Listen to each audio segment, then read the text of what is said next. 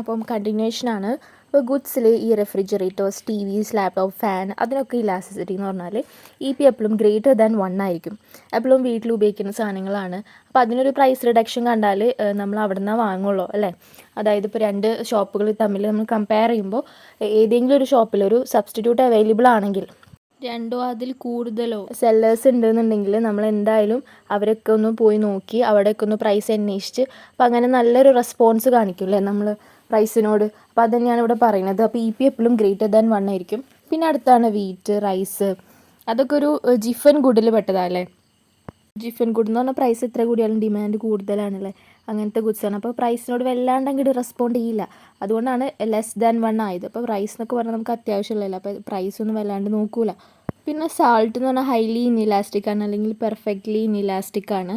Zero ഞാൻ പറഞ്ഞല്ലോ necessary ഗുഡിൽ പെട്ടതായതുകൊണ്ട് നമുക്ക് അത്യാവശ്യം ഉണ്ടെങ്കിൽ മാത്രമേ വാങ്ങുള്ളൂ അല്ലേ. അപ്പം അത്യാവശ്യത്തിന് ഒരു പാക്കറ്റ് വാങ്ങുള്ളൂ. അപ്പോൾ എത്ര പ്രൈസ് കൂടിയാലും കുറഞ്ഞാലും ഡിമാൻഡ് സെയിമാണ്. രണ്ടിലും പെട്ടതാണ്. റിലേറ്റീവ്ലി ഇൻഇലാസ്റ്റിക് ഒന്നും പെടുത്താം, അല്ലെങ്കിൽ പെർഫെക്റ്റ്ലി ഇൻഇലാസ്റ്റിക് ഒന്നും പെടുത്താം നമുക്ക് സാൾട്ടിനെ. ഇൻഡിവിജ്വൽസ് ആയതുകൊണ്ട് തന്നെ പേഴ്സൺ ടു പേഴ്സൺ ആ ഒരു സംഭവം വാരി ചെയ്യും അല്ലേ, ഡിമാൻഡ്. ഓക്കെ, അപ്പോൾ അതേപോലെ തന്നെ അടുത്തൊരു ഇമ്പോർട്ടൻറ്റ് മെത്തേഡാണ് total outlay method of calculating price elasticity. Price elasticity കാണാൻ വേണ്ടിയിട്ട് ഒരു ടോട്ടൽ ഔട്ട്ലേ മെത്തേഡ് ഉണ്ട് നമുക്ക്, അത് ഇമ്പോർട്ടൻ്റ് ആണ്. അപ്പോൾ ഈ ഔട്ട്ലേ മെത്തേഡിൽ പറഞ്ഞത് ഇത്രയേ ഉള്ളൂ എന്ന് വെച്ചാൽ ടോട്ടൽ എക്സ്പെൻഡിച്ചറിനെയാണ് ടോട്ടൽ ഔട്ട്ലേ എന്ന് കൊണ്ട് ഉദ്ദേശിക്കുന്നത്. ഓക്കെ, ടോട്ടൽ എക്സ്പെൻഡിച്ചർ ടോട്ടൽ റവന്യൂവിനോട് ഈക്വൽ ആണെന്നാണ് ഇവിടെ പറയുന്നത്. Once expenditure is others revenue എന്നല്ലേ. അപ്പോൾ നമ്മൾ എന്താണോ എക്സ്പെൻഡിച്ചർ ചെയ്യുന്നത്, അതായത് ക്വാണ്ടിറ്റി വാങ്ങിച്ചത് ഇൻറ്റു ആ പ്രൈസും, അത് തന്നെ ഈക്വൽ ആണല്ലോ മറ്റേ ഒരാൾക്ക് സെല്ലർക്ക് കിട്ടുന്ന വരുമാനം എന്ന് പറയുന്നത്. Quantity into the price same അല്ലേ, പ്രൈസ് ഇൻറ്റു ക്വാണ്ടിറ്റി അല്ലേ. അതാണ് പറയുന്നത് TE is equal to total expenditure is equal to total revenue. So ഇതിൽ ഈ ഒരു മെത്തേഡിൽ ടോട്ടൽ ഔട്ട്ലേ മെത്തേഡ് എന്നാണ് പറയാം. We cannot find exact coefficient of price elasticity. Exact ഒന്നും നമുക്ക് കണ്ടുപിടിക്കാൻ പറ്റില്ല, ഒരു അപ്രോക്സിമേഷൻ ആണ്. ഓക്കെ, വലിയ ഇമ്പോർട്ടൻ്റ് ആയിട്ടുള്ള ഇതാണ് ഈ പ്രൈസ് ഇലാസ്റ്റിസിറ്റി എന്ന് പറഞ്ഞാൽ. അതും ഈ പറഞ്ഞ പോലെ ഈ ടോട്ടൽ റവന്യൂ അല്ലെങ്കിൽ ടോട്ടൽ എക്സ്പെൻഡിച്ചർ എന്ന് പറഞ്ഞ ഈ സംഭവങ്ങളും റിലേറ്റഡ് ആണ്. അപ്പോൾ നമുക്ക് ഇങ്ങനെ പറയുകയാണെങ്കിൽ price elasticity less than unity ആണെന്ന് വിചാരിക്കും. ഓക്കെ, ലെസ് ദാൻ യൂണിറ്റി എന്ന് പറഞ്ഞാൽ എന്താ, ഇൻഇലാസ്റ്റിക് ആണ് സംഭവം. ഓക്കെ, അപ്പോൾ അങ്ങനെയാണെങ്കിൽ ഇൻഇലാസ്റ്റിക് എന്ന് പറഞ്ഞാൽ എന്താ, വലിയ റെസ്പോൺസ് ഒന്നുമില്ല. പ്രൈസ് എത്ര കൂടിയാലും നമ്മൾ വാങ്ങുമ്പോൾ വലിയ റെസ്പോൺസ് ഒന്നുമില്ല. ഓക്കെ, അതാണ് സംഭവം. അങ്ങനെയാണെങ്കിൽ പ്രൈസ് നമ്മളൊന്ന് കൂട്ടിയിട്ട് കഴിഞ്ഞാൽ ടോട്ടൽ എക്സ്പെൻഡിച്ചറും റവന്യൂ ഈക്വൽ ആയിട്ട് എടുക്കണം. ഓക്കെ, അപ്പോൾ ടോട്ടൽ എക്സ്പെൻഡിച്ചറോ അല്ലെങ്കിൽ റവന്യൂവോ കൂടും എന്നാണ് പറയുന്നത്.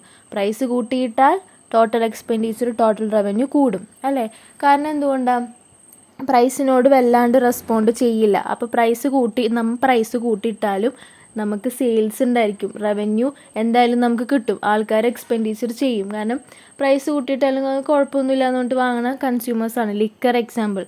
ഓക്കെ, അപ്പോൾ അങ്ങനെയാണെങ്കിൽ റവന്യൂ കിട്ടും. അതാണ് ഈ ലെസ് ദാൻ 1ൻ്റെ കേസ് ഇൻഇലാസ്റ്റിക് ആണെങ്കിൽ. ഇത് എപ്പോഴും ക്വസ്റ്റ്യൻസ് വരുന്ന ഏരിയ ആണ്. പിന്നെ പ്രൈസ് കുറഞ്ഞാലോ, നേരെ ഓപ്പോസിറ്റ്.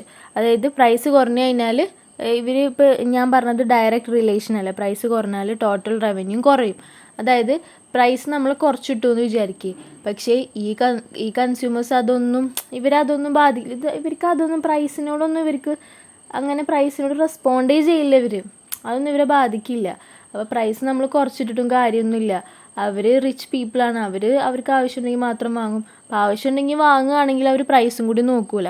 പ്രൈസ് കൂട്ടിയിട്ടാലും അവർ വാങ്ങും. ഓക്കെ, അപ്പോൾ പ്രൈസ് കുറച്ചിട്ടു എന്ന് വെച്ചിട്ട് അവർ വാങ്ങണമെന്നില്ല എന്ന്. ഓക്കെ, പ്രൈസ് കുറച്ചിട്ടു എന്ന് വെച്ചിട്ട് അവർ വാങ്ങണമെന്നില്ല. ഓക്കെ, ടോട്ടൽ എക്സ്പെൻഡിച്ചർ കുറഞ്ഞു അതേപോലെ തന്നെ, അപ്പോൾ അതുകൊണ്ട് ടോട്ടൽ റവന്യൂ കുറയാണ് ചെയ്യുക. ഇത് ശരിക്കും നല്ലതാണ്. കാരണം എൻ്റെ കസ്റ്റമേഴ്സ് പൈസക്കാരാണ്, റിച്ച് പീപ്പിളാണെങ്കിൽ ഞാൻ പ്രൈസ് കുറച്ചിട്ടിട്ട് കാര്യമൊന്നുമില്ല. എൻ്റെ കസ്റ്റമേഴ്സും എൻ്റെ ഡിമാൻഡ് എന്ന് പറഞ്ഞത്, എൻ്റെ പ്രൊഡക്റ്റിൻ്റെ ഡിമാൻഡ് എന്ന് പറയുന്നത് ഇൻഇലാസ്റ്റിക് ആണ്, ലെസ് ദാൻ 1 ആണ്. അപ്പോൾ ആൾക്കാർ വല്ലാണ്ട് റെസ്പോണ്ട് ചെയ്യില്ല പ്രൈസ് കുറച്ചിട്ടാലും. പക്ഷേ പ്രൈസ് കൂട്ടിയിട്ടാലോ അവരത് മൈൻഡ് ചെയ്യുക പോലും ഇല്ല. അവർക്ക് വാങ്ങണമെന്നുണ്ടെങ്കിൽ അവരെന്തായാലും വാങ്ങും. ഓക്കെ, അപ്പോൾ എനിക്ക് റവന്യൂ പ്രോഫിറ്റൊക്കെ കൂടുതൽ കിട്ടും എന്നാണ് ഇവിടെ ഉദ്ദേശിക്കുന്നത്. പ്രൈസ് കൂട്ടിയെന്നൊന്നും നോക്കാണ്ട് അവർ വാങ്ങും. ഓക്കെ, അപ്പോൾ നമുക്ക് റവന്യൂ കൂടും. ഓക്കെ, അപ്പോൾ അവരുടെ എക്സ്പെൻഡിച്ചർ കൂടും. ഈ ക്വസ്റ്റ്യൻ ഒന്ന് വായിച്ച്. If the demand for a good is inelastic. Okay, relatively inelastic എന്നാണ് അതിൻ്റെ അർത്ഥം. വലിയ റെസ്പോൺസ് ഒന്നുമില്ല. An increase in its price will cause the total expenditure of the consumers of the good to. അപ്പോൾ പ്രൈസ് കൂട്ടിക്കഴിഞ്ഞാൽ will cause the total expenditure of the consumers എന്താക്കും? Increase ചെയ്യില്ലേ. അവർ പ്രൈസിനോട് വല്ലാണ്ട് റെസ്പോണ്ട് ചെയ്യില്ല. അപ്പോൾ അവർ അതൊന്നും നോക്കാണ്ട് വാങ്ങുമെന്ന്. അപ്പോൾ അവരുടെ എക്സ്പെൻഡിച്ചർ കൂടും എന്നാണ് അർത്ഥം. ഓക്കെ, അപ്പോൾ ഇൻക്രീസ് ആണ് വരേണ്ടത് ആൻസറായിട്ട്. ഓക്കെ, ഓക്കെ അല്ലേ ഇത്? പ്രൈസ് കൂടിയെന്ന് വെച്ചിട്ട് അവർ വാങ്ങാണ്ടിരിക്കില്ല എന്ന്. അപ്പോൾ അവർക്ക് എക്സ്പെൻഡിച്ചർ കൂടുകയാണെന്നാണ് ഉദ്ദേശിക്കുന്നത്. ഇനി ഇലാസ്റ്റിക് എന്ന് പറഞ്ഞാൽ പ്രൈസിനോട് അധികം റെസ്പോണ്ട് ചെയ്യില്ല.